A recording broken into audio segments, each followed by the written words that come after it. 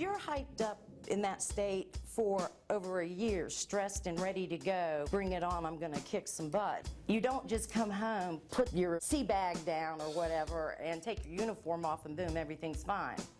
It doesn't work like that. You can't go wash it off in the shower.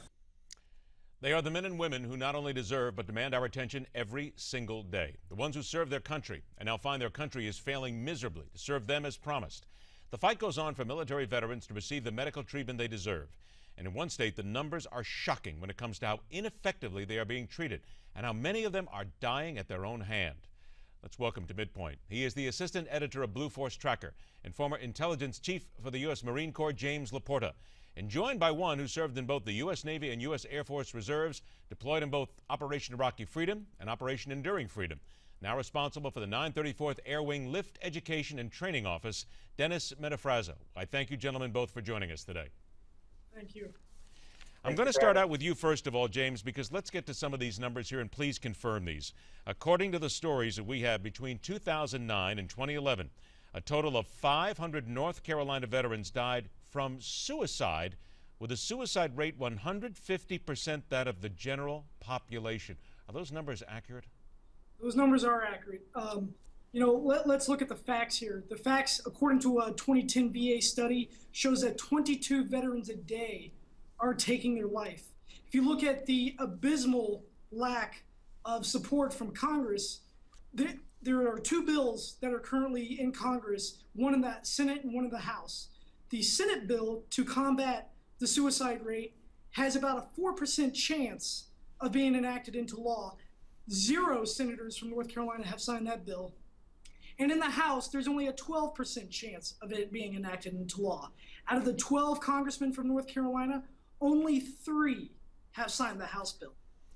Now, the bills you're talking about introduced in both the House and the Senate. First of all, it's the Clay Hunt Suicide Prevention for American Veterans Act, called the Clay Hunt SAV Act.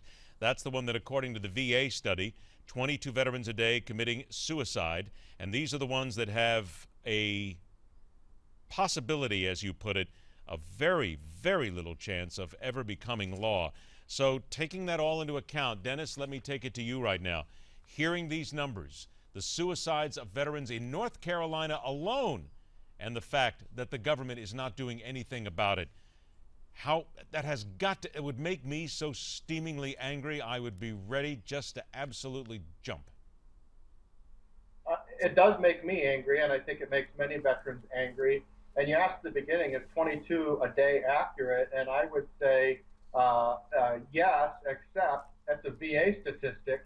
And we all know that the VA currently doesn't have a very good reputation for putting out quality statistics. So the caveat to that is it's likely higher than that because not all states track veteran status as it relates to suicide. So if it's higher than 22 a day is already over 8,000 a year, 1,200 more than we've lost in combat in Iraq and Afghanistan combined.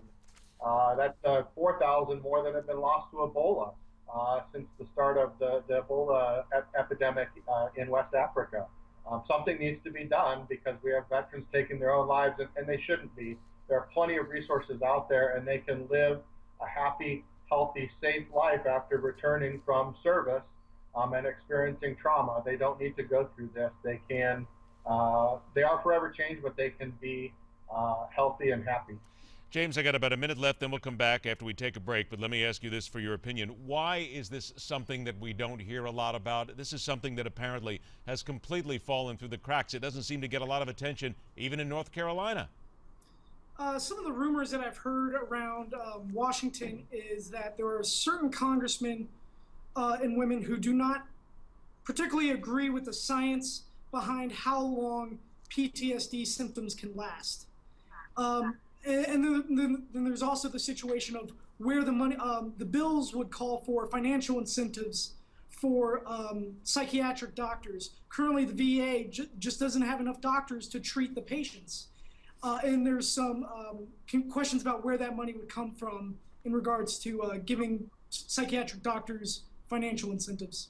All right, now I'm going to ask you both to stand by because we've got a lot more to cover here. Short time to do it. We'll take a break. We'll come back on the other side. And when we do come back, the fallout from these recent reports and others like a report on chemical weapons being found in Iraq and the dangers that places our veterans in. These are the reports that many say are just being shoved under the carpet, much like these, and no one's paying attention to. Later on this hour, we'll pay attention to what's happening on Wall Street. The Money Master is here. It has been a rock and roll week on Wall Street. Let's see if they can go ahead and put it in the plus column to end the week. That and so much more coming up right here on Midpoint, where every day we question everything.